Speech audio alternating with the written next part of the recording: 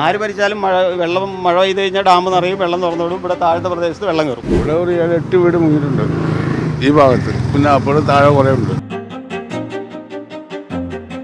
അതിപ്പോൾ ഇന്നലെ കോളനാട് സാർ പറഞ്ഞിട്ടല്ലോ, ഇതിങ്ങനെ അവിടെ ഡാം പയ്യെ ക്രമാതീതമായിട്ട് തുറന്നു വിടണോളം നിയന്ത്രിക്കേണ്ടെന്ന്. ഇപ്പോൾ 2 പ്രാവശ്യമായി കയറുന്നു.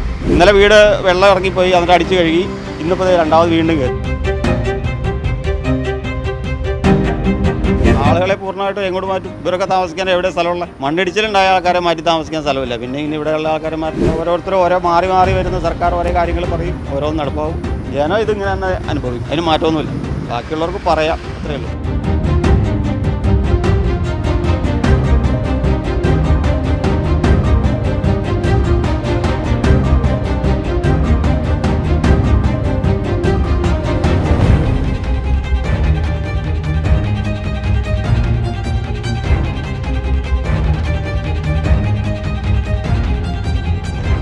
നമസ്കാരം. രാത്രിയിൽ ശക്തമായി പെയ്ത മഴയിൽ മൂവാറ്റുപുഴ നഗരത്തിൻ്റെ വിവിധ ഭാഗങ്ങൾ മുങ്ങിയിരിക്കുകയാണ്.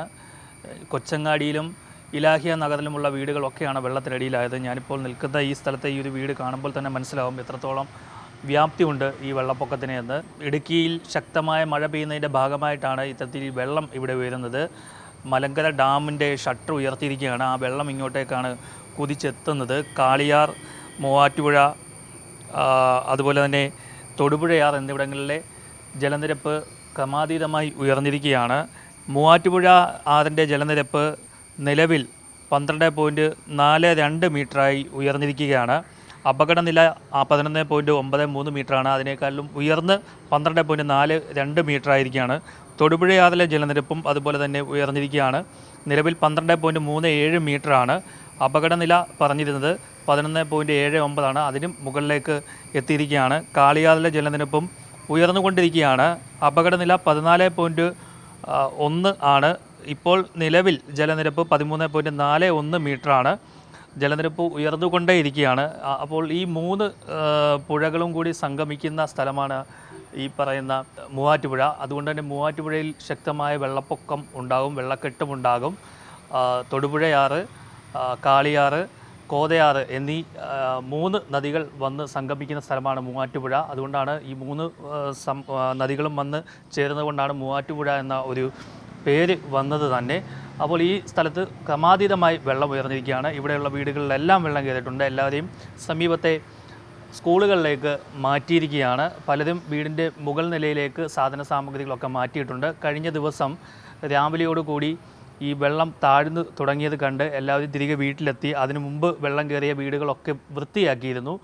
എല്ലാവരും വൃത്തിയാക്കി. ഇനി വെള്ളം കയറില്ല എന്നുള്ളൊരു വിശ്വാസത്തോടെയായിരുന്നു വൃത്തിയാക്കലൊക്കെ നടത്തിയത്. പക്ഷേ അതെല്ലാം തെറ്റിച്ചുകൊണ്ട് രാത്രിയിൽ ശക്തമായ മഴ പെയ്തു. ആ മഴയെ തുടർന്നിട്ട് വീടുകളിലേക്ക് വെള്ളം ക്രമാതീതമായി കയറി. തൊട്ടടുത്തുള്ള വീടുകളെല്ലാം തന്നെ അരഭിത്തിയോളം പൊക്കത്തിൽ വെള്ളം നിറഞ്ഞിരിക്കുകയാണ്.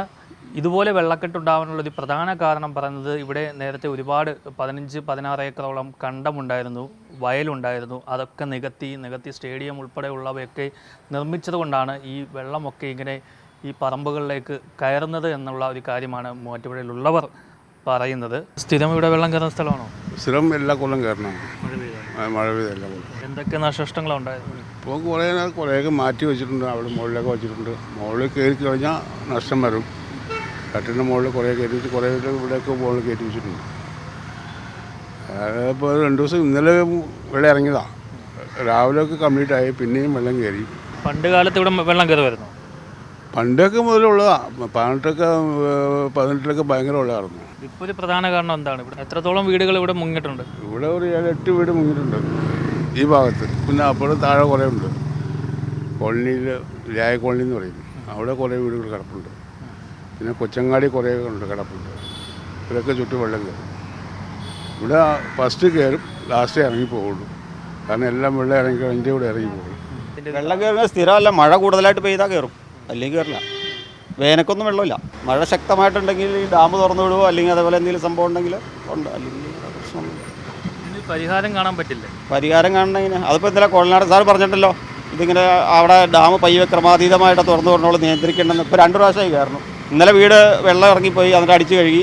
ഇന്നിപ്പോൾ രണ്ടാമത് വീണ്ടും കയറി. ആര് ഭരിച്ചാലും മഴ പെയ്ത് കഴിഞ്ഞാൽ ഡാം നിറയും, വെള്ളം തുറന്നു വിടും. ഇവിടെ താഴത്തെ പ്രദേശത്ത് വെള്ളം കയറും. അത് സ്വാഭാവിക. എന്തെങ്കിലും കനാല് നിർമ്മിക്കുകയോ അങ്ങനെ എന്തെങ്കിലും ചെയ്താൽ ഒന്നുമില്ല കനാല് പുഴയല്ലേ വലുത് അവിടെ കിടക്കണേ, പിന്നെ എന്തിനാ കനാല്? ഒരു സംഭവമില്ല. അത് നിറഞ്ഞു കവിയുമ്പോഴാണ് ഈ പ്രശ്നമൊക്കെ. അതങ്ങനെയാണ്. ഡാം നിറഞ്ഞു വെച്ചിട്ടുണ്ടെങ്കിൽ തുറന്നു വിടും, അത് സ്വാഭാവികമാണല്ലോ. അത് പിന്നെ ചിന്തിക്കേണ്ട കാര്യമില്ലല്ലോ. ഇവിടെയുള്ള ആൾക്കാരെ അല്ലെങ്കിൽ മാറ്റി താമസിപ്പിക്കണം. എന്താണ് അത് ടൗൺ സ്കൂളിലേക്ക് മാറ്റാറുണ്ട്, ഇപ്പോഴും മാറ്റിയിട്ടുണ്ട്. അതങ്ങനെയുള്ളതാ, കാലങ്ങളായിട്ടുള്ളതാ. അത് വേറെ പ്രത്യേകിച്ച് ഇതിന് സൊല്യൂഷനൊന്നുമില്ല. അല്ലെങ്കിൽ ആളുകളെ ഇവിടുന്ന് പൂർണ്ണമായിട്ടും മാറ്റണം. ആളുകളെ പൂർണ്ണമായിട്ടും എങ്ങോട്ട് മാറ്റും? ഇവരൊക്കെ താമസിക്കാൻ എവിടെ സ്ഥലമുള്ള? മണ്ണിടിച്ചിലുണ്ടായ ആൾക്കാരെ മാറ്റി താമസിക്കാൻ സ്ഥലമില്ല, പിന്നെ ഇനി ഇവിടെയുള്ള ആൾക്കാരെ മാറ്റണം സ്ഥലമുണ്ടോ? അങ്ങനെ ഓരോരുത്തരും ഓരോ മാറി വരുന്ന സർക്കാർ ഓരോ കാര്യങ്ങൾ പറയും, ഓരോന്ന് നടപ്പാവും. ജനം ഇതിങ്ങനെ തന്നെ അനുഭവിക്കും, അതിന് മാറ്റമൊന്നുമില്ല, സംശയമില്ല. അതിന് മാത്രം ഒരു മാറ്റം ഉണ്ടാവില്ല. ബാക്കിയുള്ളവർക്ക് പറയാം, അത്രയേ ഉള്ളൂ. എന്തായാലും മഴ ശക്തമാവുകയാണെങ്കിൽ ഇനിയും വെള്ളക്കെട്ട് ഉയരും. മൂവാറ്റുപുഴ ആറിന് സമീപത്ത് താമസിക്കുന്നതൊക്കെ ജാഗ്രത പാലിക്കണം. മൂവാറ്റുപുഴ ആറ് ഇവിടെ നിന്നും നേരെ വൈക്കം വഴിയിട്ടാണ് അഷ്ടമുടിക്കായലിൽ ചെന്ന് ചേരുന്നത്. അപ്പോൾ അതുകൊണ്ട് ആ തീരത്ത് താമസിക്കുന്നതൊക്കെ തന്നെ ജാഗ്രത പാലിക്കണം. തൊടുപുഴയാറിനും കാളിയാറിനും കോതയാറിനും ഒക്കെ സമീപം താമസിക്കുന്നതൊക്കെ ജാഗ്രത പാലിക്കണമെന്നാണ് ജില്ലാ ഭരണകൂടം അറിയിച്ചിരിക്കുന്നത്. മൂവാറ്റുപുഴയിൽ നിന്നും DK ദിലീപിനോടൊപ്പം R. പിയൂഷ്, മറുനാടൻ മലയാളി.